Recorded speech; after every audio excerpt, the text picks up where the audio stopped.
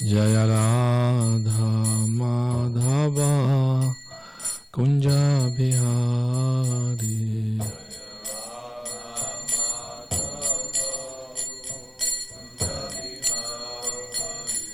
Jaya Radha Madhava Kunja Bihari.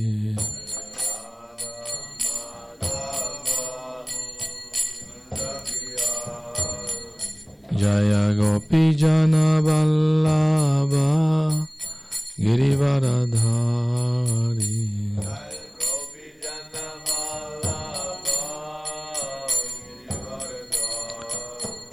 Jaya Gopi Jana Vallabha Girivaradhari.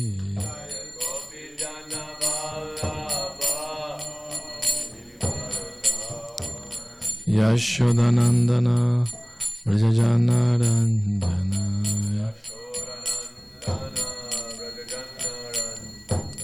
Yashodanandana Vrajajana Ranjana.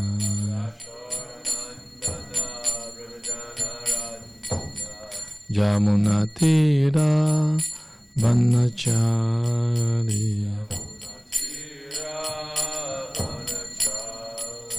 Yamuna Tira Vanachari.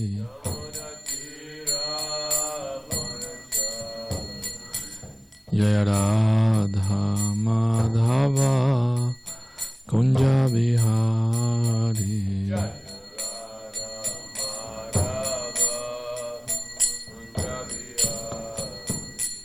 Jaya Radha Madhava Kunja Bihari.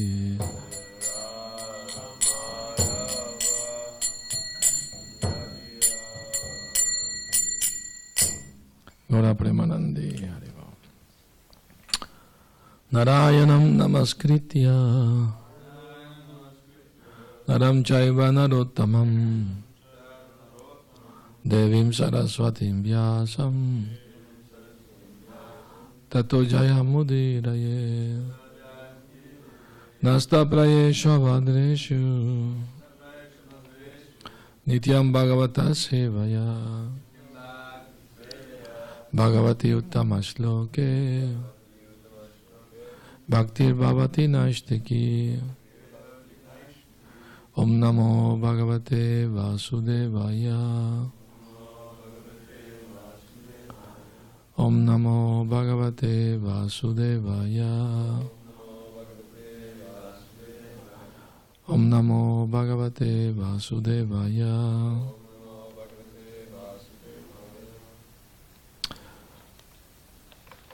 Reading from srimadbhagavatam, 4th Canto, Chapter 16, Praise of King Prithu by the Professional Reciters. Text 7. Titikshati akramam vainya upari akramatam api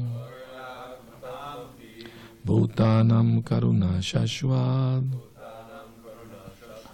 artanam shitivrittiman. Titikshati akramam vainya upari akramatam api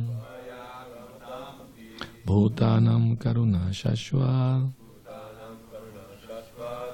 artanam shitivrittiman. Titikshati akramam vainya upari akramatam api bhutanam karuna shashvat artanam shitivrittiman.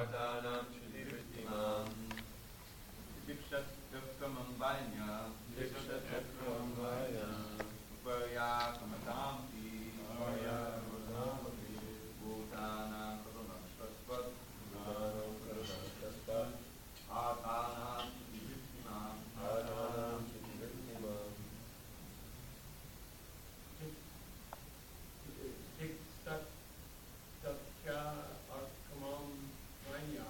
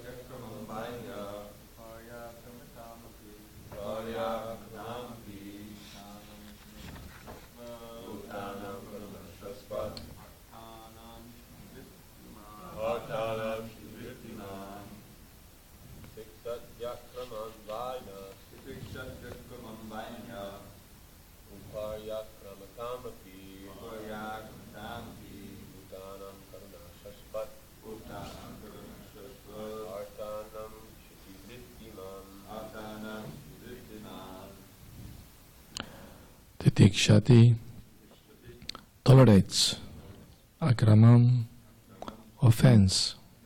Vainya, the son of King Vena, Upari, on his head, akramatam, of those who are trampling, api, also, bhutanam, to all living entities, karuna, very kind-hearted, shashwat, always, artanam, to the aggrieved, Shittivrittiman, accepting the profession of the earth. Translation: this King Prithu will be very, very kind to all citizens, even though a poor person may trample over the king's head by violating the rules and regulations. The king, out of his causeless mercy, will be forgetful and forgiving. As a protector of the world, he will be as tolerant as the earth itself. Purport. King Prithu is herein compared to the earthly planet as far as his tolerance is concerned. Although the earth is always trampled upon by men and animals, it still gives food to them by producing grains, fruits and vegetables. As an ideal king, Maharaj Prithu is compared to the earthly planet, for even though some citizens might violate the rules and regulations of the state, he will still be tolerant and maintain them with fruits and grains. In other words, it is the duty of the king to look after the comforts of the citizens, even at the cost of his own personal convenience. This is not the case, however, in Kali Yuga, for in Kali Yuga the kings and heads of the state enjoy life at the cost of taxes exacted from the citizens. Such unfair taxation makes the people dishonest, and the people try to hide their income in so many ways. Eventually the state will not be able to collect taxes and consequently will not be able to meet its huge military and administrative expenses. Everything will collapse and there will be chaos and disturbance all over the state. Prabhupada is making a prediction here. That's amazing, Prabhupada. How he can see the future, you know. This Omagyan Atimirandasya Gyananjana Salakaya Chakshuru Militam Yena Tasmai Shri Gurave Namaha. I was born in the darkest of ignorance, and my spiritual master Srila Prabhupada opened my eyes with the torchlight of knowledge. Therefore I offer my humble respectful obeisance unto him. Srila Prabhupada Ki Jai. I mean, the reciters, they also foretelling the future. They are saying the king will be like this. He hasn't done it yet, he's just being enthroned as a king. But the reciters, they receive knowledge from the great sages who foretold the future activities of King Prithu, so that they will know that how to glorify him, you know. I mean, to glorify somebody, you have to know the person, achievement and activities. And King Prithu just became a king, so he hasn't done much yet. But since the professional reciters, they got the knowledge about the king's future activity from great sages who are known as Trikalagya, who can see past, present and future, they were able to glorify him properly. Not just like sometime, you know, kings or government head, they hire what you call people who glorify them, although it's not true what they're saying. How you call that? A person who praise somebody who's being paid to do that, although the person is not really on that level. Huh? No. There's a there's a word for that. Praiser, or Paragenerist. That's the word. Okay. Praiser. Okay. Panegyrist. Okay. In Spanish, halagador. Halagador. Can you look for the word in English? Halagador.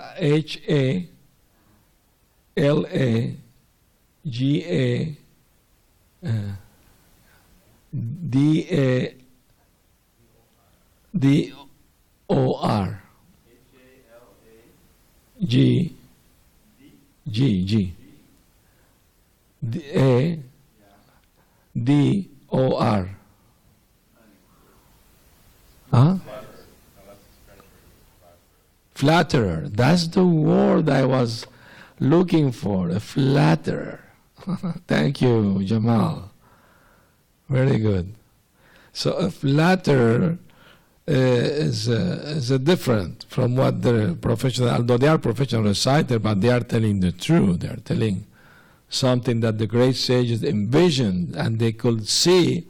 So they were not flattering the king for something he haven't done, but who knows if he's gonna do it in the future or not, you know?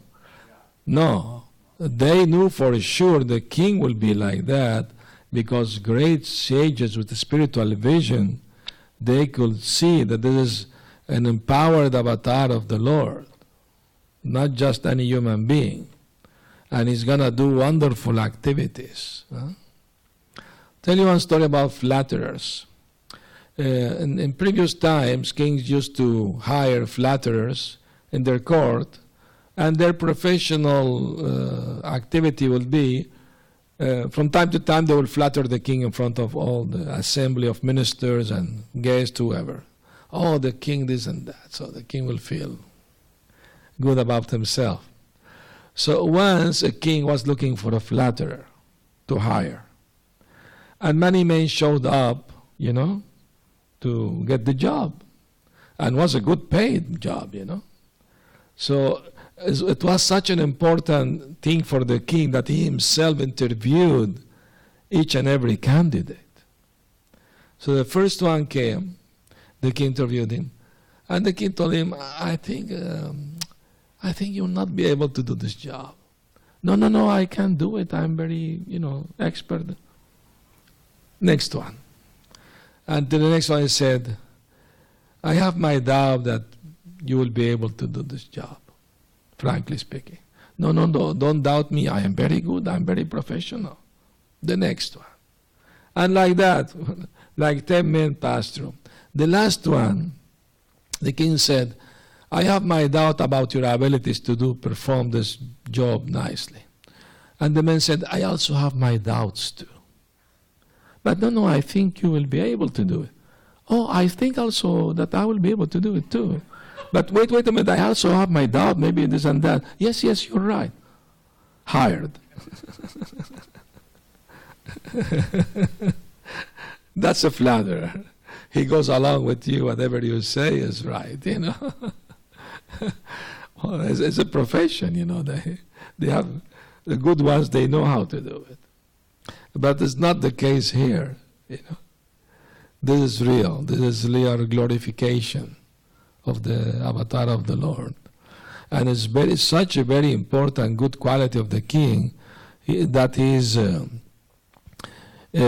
very merciful and forgiving and forgetful. He doesn't keep grudge against his citizens, even if they trample over his head by violating the rules and the regulations. Still, he is forgiving.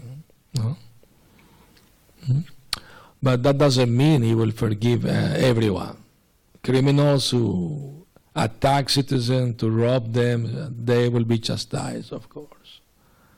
But here he's talking about regular citizens who sometimes break a rule, so to speak, and they are remorseful about it, and they're sorry about it. So the king is forgiving, He gives them a chance to rectify themselves, no? Because that's the position of a king, is like a father to the citizens, no? And a father should be, forgiving and kind to his children, although they may commit some time and proper activities. The father still doesn't lose his affection for his children. I mean, for example, if there's a fire in two houses, and in one of the houses there are the children of one man, and in the other houses there are also people and children. So if the man goes into the house where his children are to save first his children, nobody will blame him for saving his children and not saving the neighbor's children. It's natural. He will first try to save his own children, naturally. No? In the same way, Krishna also, he promised to protect his devotees. Well, he told Arjuna to declare it loudly in the Bhagavad Gita. Kaunteya pratijanihi name bhakta pranashyati. Declare it loudly that my devotee will never be vanquished. Now the question may arise, why is asking Arjuna to say it and not saying it himself? And the reason is, people may doubt, some people, not devotees of course, but other people may doubt that since Krishna was at the point of breaking his promise not to fight in the war of Kurukshetra, he made such promise. He will not take any weapon, he will not fight anyone. He made his promise.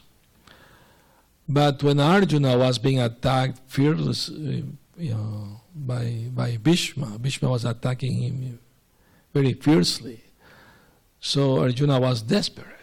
He was wounded all over. And why Bhishma attacking so strongly Arjuna? There is a story behind. The story is that Duryodhana will always tease Bhishma, you are not a real Kshatriya. You still love your grandchildren, the Pandavas, and that's why you are not fighting with all your might against them. You are a joke of a Kshatriya. He will always try to make him angry, all the time, teasing him to make him angry. And Kshatriyas, when they become angry, Unless Krishna was trying to do the same with Arjuna also, to make him angry to fight. People would think you are a coward, you just run out of here. They will not praise you because you're kind, they will think you're a coward. So he's trying to make him angry.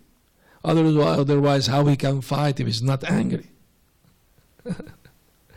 Now, anger can be used in Krishna's service. I mean, Hanuman used his anger to burn the city of Sri Lanka, isn't it? So anger can be used in the Lord's service.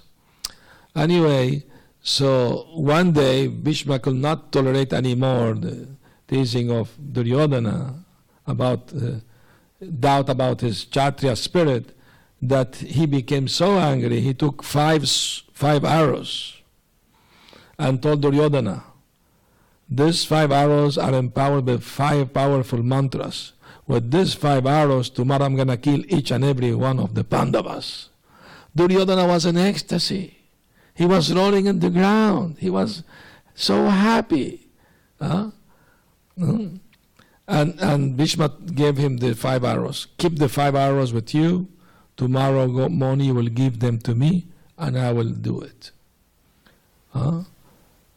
Duryodhana couldn't sleep out of excitement, He was so excited that finally his dream will come true, he will become the king. But then, of course, Krishna's omniscient knows everything. He asked Arjuna, go to Duryodhana's camp tonight and ask him to give you these 5 arrows he has. And why he should give them to me? Oh, you don't remember. But once you saved the life of Duryodhana, and he promised you to give you anything you wanted, and you said you will ask it in the future. How he saved his life? You know? When the Pandavas were in exile in the forest, Duryodhana wanted to go to see them suffering and have a good laugh at them. So he went there with Karna and all his, soldiers, and, he wanted to see Bhima, starving and having difficulty find food in the forest. He wanted to enjoy others' suffering. No? That's the materialistic mentality. If I see others suffering, I enjoy. If I see others enjoying, I suffer. I envy them.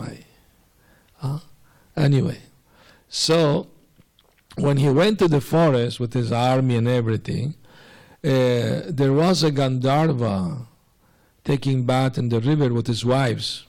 He came from celestial planet, and all the noise and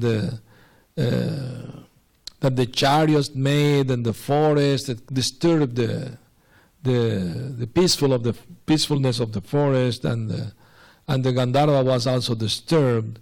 So he came out and challenged Duryodhana to fight. So there was a fight. When a Kshatriya is challenged, he can't deny, otherwise he will be considered a coward. So Duryodhana had to fight him. And the Gandharva was coming, with celestial weapons and everything. He killed all the soldiers and defeated him. Karna had to flee wounded. He fled, he left his friend alone. And Duryodhana was tied up with a rope as a prisoner.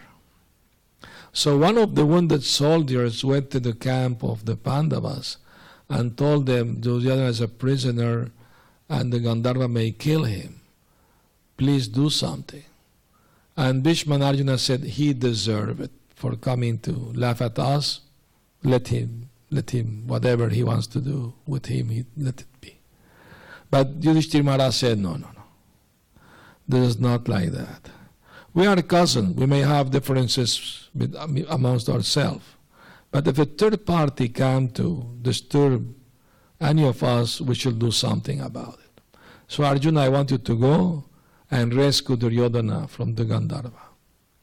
So Arjuna obeyed his elder brother. He went and challenged the Gandharva. They have fought, and the Gandharva was pleased by Arjuna's chivalry and heroism.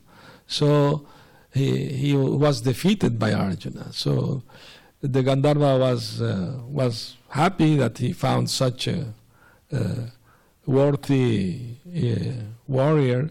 So he made friendship with Arjuna, and he gave him gift, some celestial weapons. You may need to use them in the future. And here is your Duryodhana, you can take him. So and on the way, Duryodhana told Arjuna, today you saved my life. I am indebted to you. So please ask me anything you want.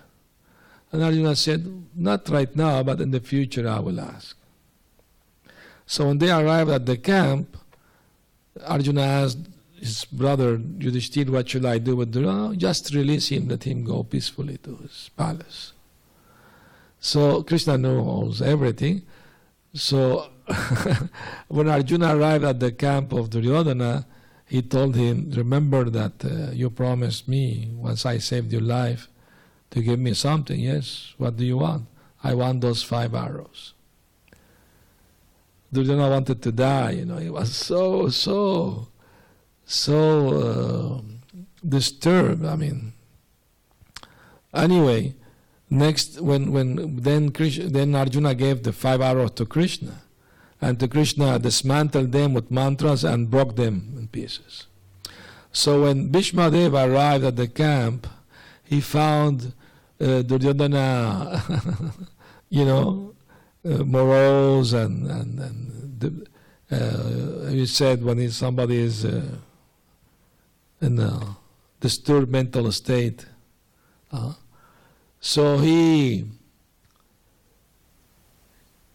asked for the 5 arrows, said, they're gone. How that happened? Krishna knows everything. Anyway, so to enliven him a little, Bhishmadev told him, today I will fight with so much strength against Arjuna. I will force Krishna to break his promise. So he was enlivened again, you know. So that's why Bhishma was fighting very strongly against Arjuna. And then Arjuna was all wounded over with the arrows of Bhishma Dev. So Krishna became angry, stepped down from the chariot, took a broken wheel of another broken chariot, and was running to hit Bhishma with it. Now Arjuna was running after Krishna, trying to stop him by grabbing his leg. You have seen this painting, it's beautiful, no? And Bhishma is like that. Here is my Lord coming for me. I mean, try to understand, Bhishma Dev is a pure devotee of the Lord. The question may arise why he was helping the Kauravas, who were enemies of the Pandavas and Krishna. No, it wasn't just because of money. The reason behind it is that he made a promise to his father, Maharaj Shantanu, because the father was very much worried about the future of the throne, since he will remain brahmachari for life. So to pacify his father, he promised him, anyone who will be on the throne, I promise you, I will protect them, I will, take care of them, whoever is in the throne. So because of that promise to his father, he was obliged to help the wrong party.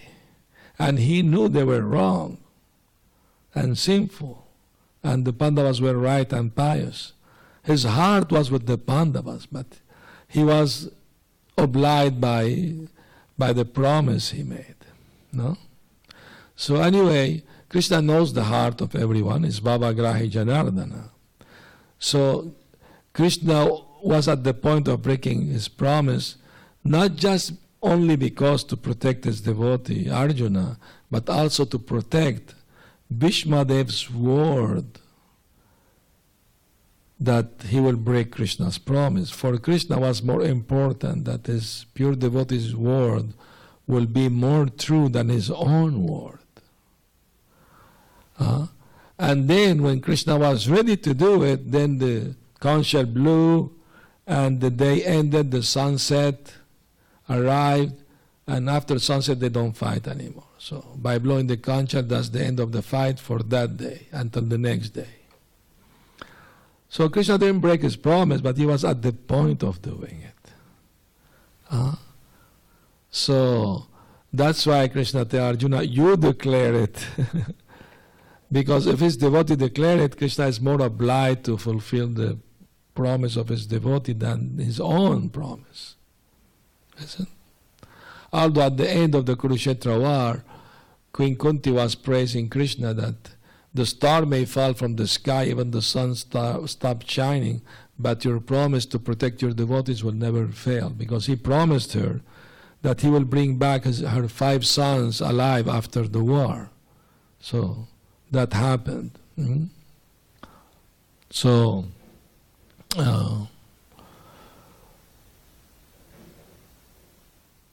naturally,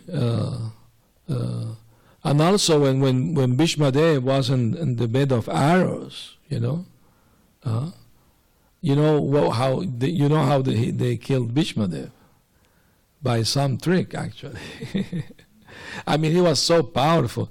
Prabhupada explained in the Bhagavad Gita in the first chapter that Arjuna in front of Dronacharya and Bhishma Dev, he was like a tiny fig, could be crushed very easily by them.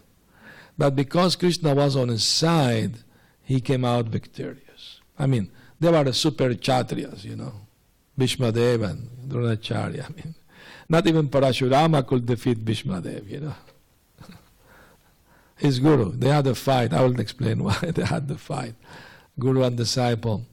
The reason was that since Bhishma Dev remained brahmachari, So his brothers, Vichitravirya, became the king. But he needed to have a wife, so he was a little of a weak disposition. So Bhishmadev, he took the responsibility of finding wife for his younger brother. So he went to a king's palace who was going to find husbands for his daughters. He had 3 daughters. So Bhishmadev arrived, defeated everyone, and took the 3 girls in his chariot and flew away. Then he arrived at the Kaurava's palace, and here is these 3 princesses for Vichitravirya. One of them protested, said, I think this is not just because I already gave my heart to one particular king. And for women, once they give their heart, it's very hard, difficult to take it back. So Bhishmadev apologized, said, you should have told me that when we were there. Well, I was so frightened of you, he came like a thunderbolt, I couldn't hardly speak. Okay, I can take you right now to that king. So he took her to that king. The other 2 girls, princesses, wanted to marry Vichitravirya. They liked him, they wanted to get married to him. They didn't choose anybody yet. So when he took her to the king was very proud. He said, I'm not going to accept your remnants. You already conquered her, you took her away. I'm going to accept your remnants. Do you think I'm a dog? Take her away from here. So she was rejected by the king who she loved. So she was very upset. What was her name? Amba. So then she told Bhishmadev, then you should marry me. Bhishmadev told her, but I can't marry you. I made a vow of being brahmachari for life. Well, you kidnapped me, you took my hand, it is your duty to do it. I said, I'm very sorry, I can't do that. I can find you another husband if you want. No, either you or... So, of course, Bhishmadev didn't agree. Then she went to his guru. Who was his guru? Guru in arms. Not the spiritual, Parashuram. So she went to Parashuram to complain about his disciple. Look, your disciple this to me is unjust, and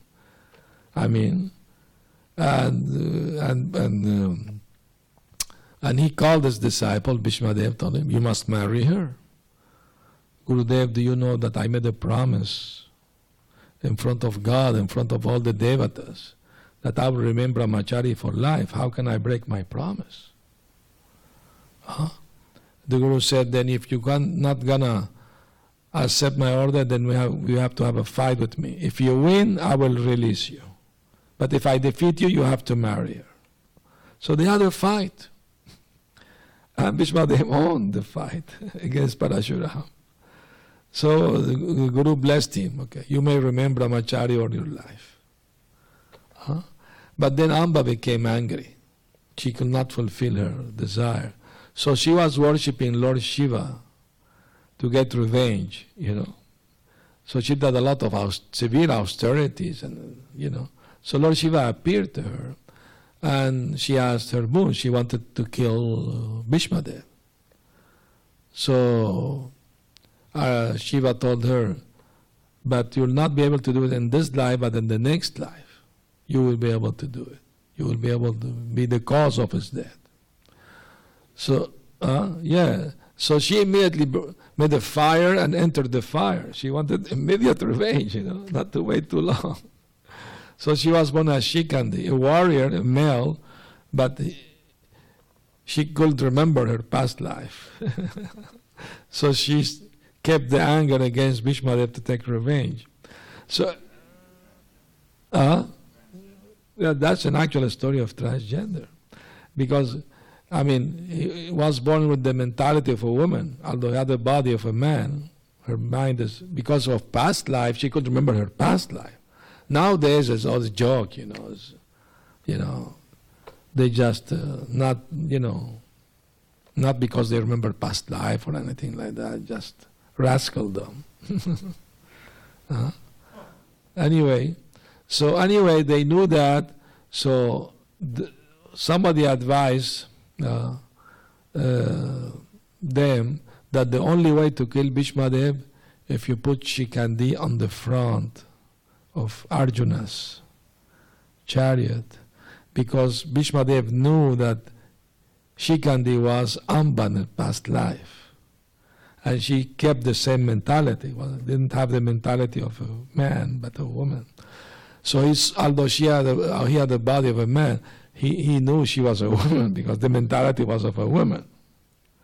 I mean, of course he hesitated to kill Shikandi, and then Arjuna took the opportunity that Bhishmadev wasn't fighting, so he started throwing arrow at him and, filled his body with arrows all over.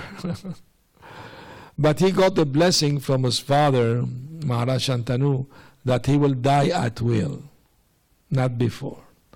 So he was in the bed of arrows. Arjuna made a bed of arrows, so his grandfather can lay down, on the arrows, because a big Kshatriya warrior.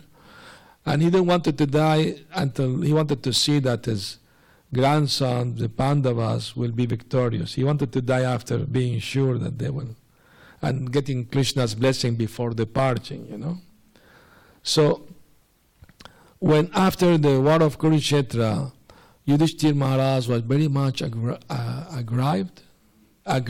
He was very much aggrieved that so many people have to die for him to become a king.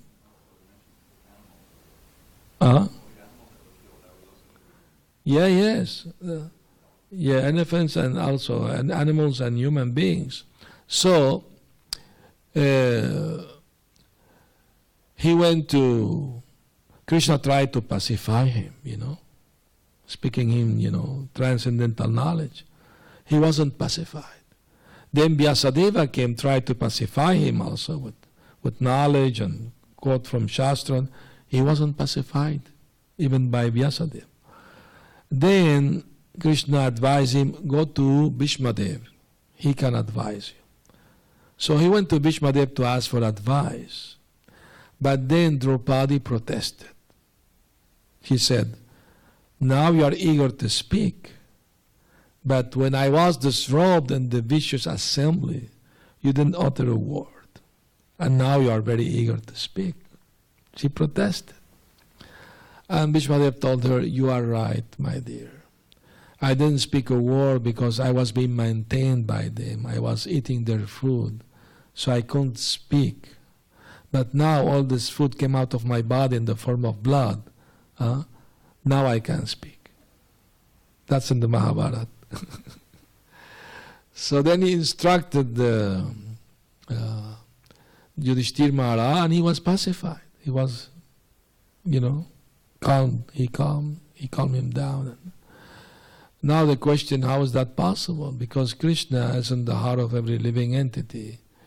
He wanted to give all the credit to his pure devotee Bhishmadev that was able to pacify Yudhishthira Maharaj. So as Paramatma, he didn't allow Yudhishthira Maharaj to be convinced, nor by Vyasadeva, nor by himself. He wanted that Bhishmadev take the credit. So Krishna is more anxious to see his devotees glorified than himself, because the loving relationship that he has with them. All right, I'm going to stop here. If any comment or questions? Yes. I have one other comment. Please do. This Baba Brahma. Yes. You know the whole verse? Nope. It's interesting because, especially for us who have, let's face it, a lot of difficulty sometimes pronouncing the Sanskrit for the verses. Yes, true. So, but if we do it with feeling, then Krishna will accept. Like Yes. we chant Hare Krishna. There's a story how Tamal Krishna Maharaj went to China, and he was preaching, how to chant Hare Krishna, but they have trouble with the R's. Yes. Hare Krishna, Krishna Krishna, Hare Hare. So one of his disciples there was pleading, what should I do, what should I do? Just keep on chanting Krishna Bhava Grahi Janardana. And Krishna accepts the mood, right? Yeah. That's Right. exactly for mispronunciation. That's what the verse is about, mispronunciation. Oh. Murko vadadi Vishnaya. Diro vadadi Vishnave. Ubayos tu samam punyam bhava grahi janardana. This is from the Chaitanya Bhagavat. Oh. I'm not sure who's speaking here, but probably Lord Chaitanya, but I'll read this translation. It's a little explanatory translation. At the time of offering obeisance to Vishnu, a foolish person chants Vishnaya Namaha. This is improper due to faulty grammar. Oh. Normally it's aya for a vocative, right? But there's some exceptions, like Vishnu. Vishnu should be. This is faulty due to grammar. And a learned person chants Vishnave, which is correct. But both achieve equal piety by their offering of obeisance because Lord Janardhan sees the sentiment of the living being. In other words, he sees the degree of devotion, or in other words, he awards the result accordingly. He doesn't see one's foolishness or intelligence. So that's the whole, it's about Wonderful. mispronunciation. Wonderful. Which is what the word mlecha means. Mlecha means one who cannot pronounce Sanskrit correctly. Melecha means That's that. that's the primary meaning. Okay. Now we know why we are all Melechas.